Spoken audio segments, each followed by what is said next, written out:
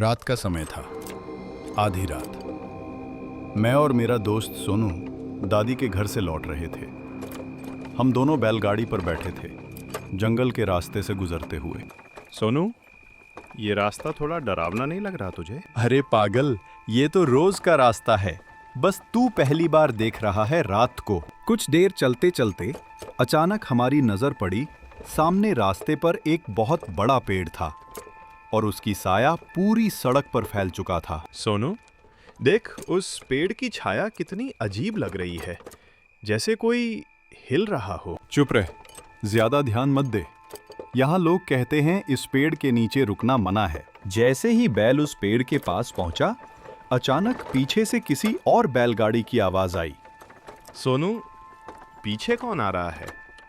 हमने तो किसी को नहीं देखा रास्ते में। पीछे मत देख, बस चुपचाप बैठे रह।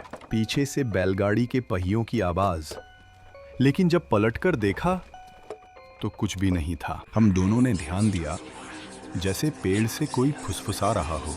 रुको, मत जाओ। सोनू, तुझे भी सुनाई दिया? हाँ, लेकिन मत सुन, बैल को जल्दी हाँको। हो, हाट हाट, मोती जल्दी चल। बैल अचानक रुक जाते हैं, मानो कोई रोक रहा हो। बैल ने एक कदम भी आगे बढ़ाने से मना कर दिया और तभी मैंने देखा पेड़ की छाया से किसी का हाथ धीरे धीरे बाहर निकल रहा था, सीधा हमारी तरफ। सोनू, देख वो हाथ।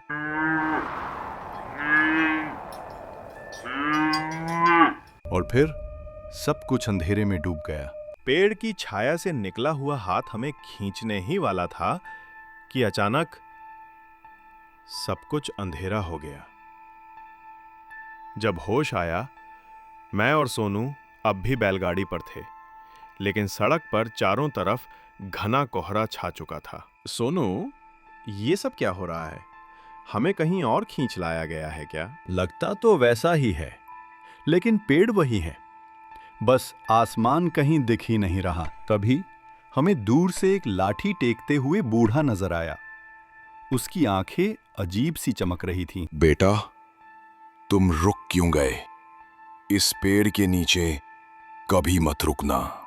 आप कौन हैं और यहाँ क्या कर रहे हैं? मैं भी कभी ऐसे ही रुका था और तब से यहीं का होकर रह गया हूं। बूढ़ा हमें एक पुरानी कहानी सुनाने लगा। कई साल पहले इसी पेड़ के नीचे एक हादसा हुआ था।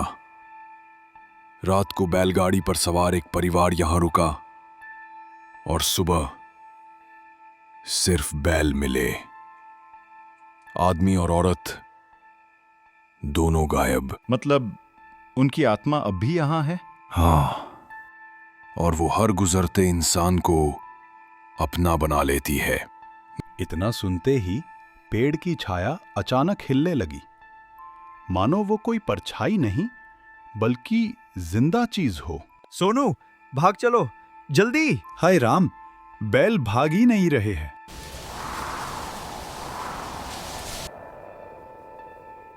पेड़ की जड़ों से किसी औरत का चेहरा बाहर झांकने लगा। लंबे बाल, खाली आंखें और होंठ हिलते हुए जैसे कुछ बोल रहे हों। तुम भी यहीं रह जाओ, हमेशा के लिए। नहीं। क्या हम उस पेड़ की साया से बच पाएंगे या हमेशा के लिए उसी का हिस्सा बन जाएंगे? जवाब अगले भाग में। पार्ट 2 देखने के लिए हमारे चैनल को सब्सक्राइब करें।